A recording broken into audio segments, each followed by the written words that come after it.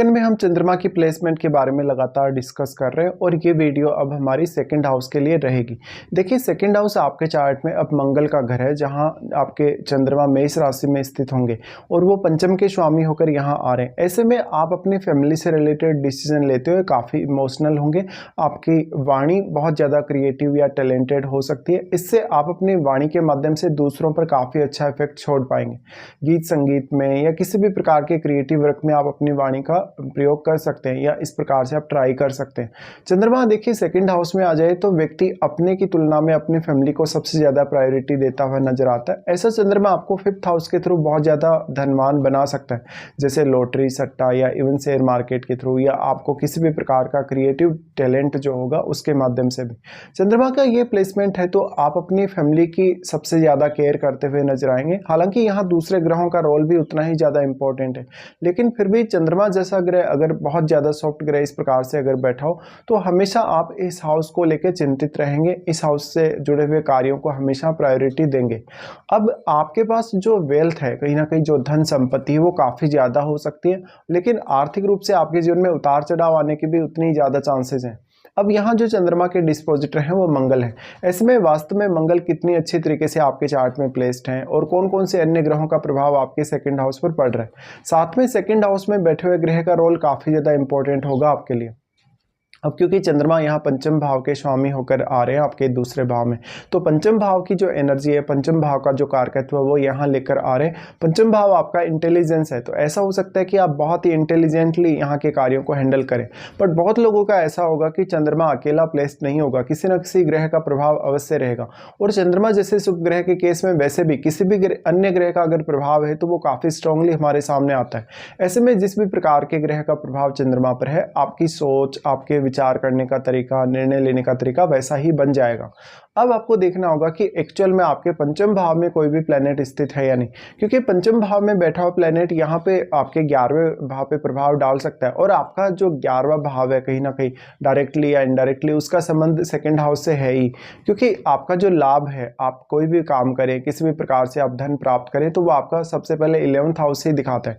जब आप उसको सेव करते हैं, उसको बचाते हैं या उसको किसी भी तरीके से अपने पास रखते हैं तो वो सेकंड हाउस है। तो सबसे पहले आप अगर धनवान बनेंगे तो आपके पास पैसा आना चाहिए या आपका वेल्थ आपका आना चाहिए आपके हाथ में, उसके बाद ही आप उसको अच्छे से इस्तेमाल कर सकते हैं। तो इसके लिए आपका 11th हाउस भी इतना ही ज़्यादा इंपॉर्टेंट है आपके लिए।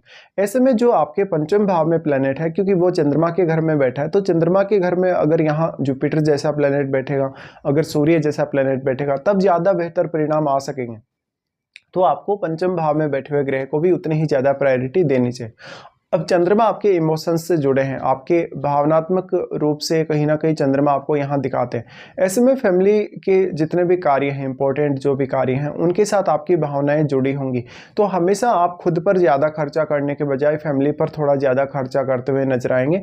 और चंद्रमा एक बहुत ही ज़्यादा केयरिंग प्लैनेट है। केयरिंग प्लैनेट होने की वजह से हो सकता है आप अपनी फैमिली को बहुत ज़्यादा प्रोटेक्शन और केयर प्रोवाइड करें।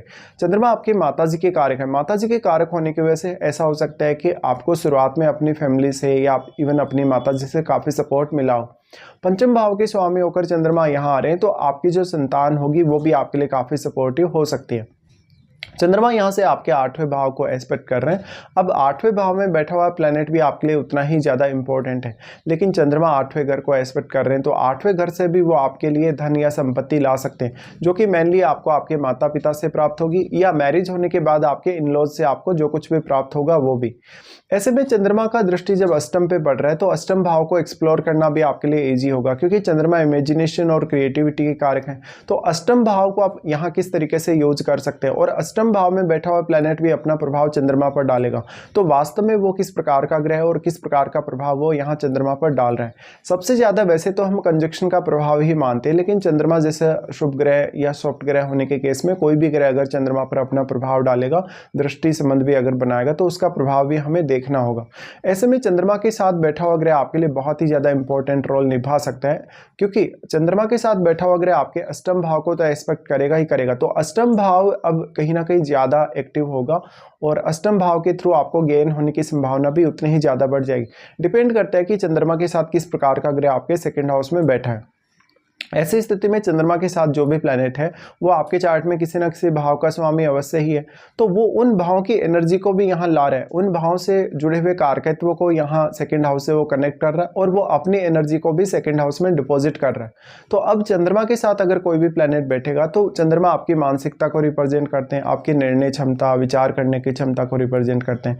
तो वैसे की वैसे ही आपकी सोच बन जाएगी, वैसे के वैसे ही आपके विचार बन जाएंगे, निर्णय क्षमता भी आपकी फिर वैसी ही होगी आपके ऊपर, क्योंकि उस प्लैनेट का प्रभाव काफ़ी स्ट्रांगली आ जाएगा।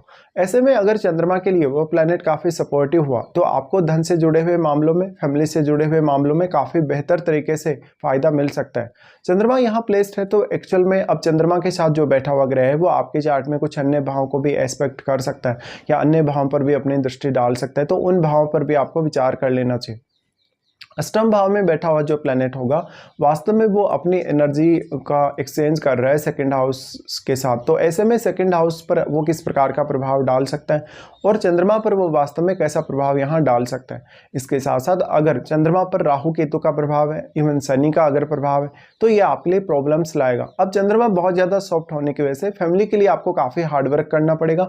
ऐसा हो सकता है कि शुरुआत में लगभग आपका जो एज है 25 की एज तक, 30 की एज तक आप पैसे नहीं बचा पा रहे हो, क्योंकि चंद्रमा काफ़ी फास्ट मूविंग है और आपके इमोशंस को दर्शाता है। ऐसे में आप इमोशनल होके या कोई भी ऐसा डिसीजन ले लेंगे जो आपकी फैमिली के लिए होगा, तो आप यहाँ ज़्यादा सेविंग नहीं कर पाएंगे और शुरुआत में हो सकता है आपकी अर्निंग्स भी उतनी ज़्यादा बेहतर ना हो। तो अब अष्टम भाव में बैठा हुआ ग्रह और पंचम भाव में बैठे हुए ग्रह से अगर आपको सपोर्ट मिल रहा है या चंद्रमा के साथ बैठे हुए ग्रह से अगर आपको सपोर्ट मिले तब आप ज़्यादा बेहतर कर पाएंगे। तो इस प्रकार से आपको विचार करना होगा जब भी चंद्रमा आपके सेकंड हाउस में स्थित होंगे, लेकिन इसमें आपकी महादशा का रोल भी काफ़ी इंपॉर्टेंट है। मान लो अगर आपको चंद्रमा की महादशा है तो ये सारे के सारे रिजल्ट्स काफ़ी स्ट्रांगली आपके सामने आएंगे, बट अगर मान लो आपको चंद्रमा की महादशा नहीं है तो ऐसा हो सकता है कि चंद्रमा पर जो भी ग्रह यहाँ अपना प्रभाव डाल रहे हैं आपको उन ग्रहों की महादशा हो सकती है और उस दशा में भी आपको काफ़ी स्ट्रांगली चंद्रमा से जुड़े हुए जो प्रभाव है वो देखने को मिलेंगे।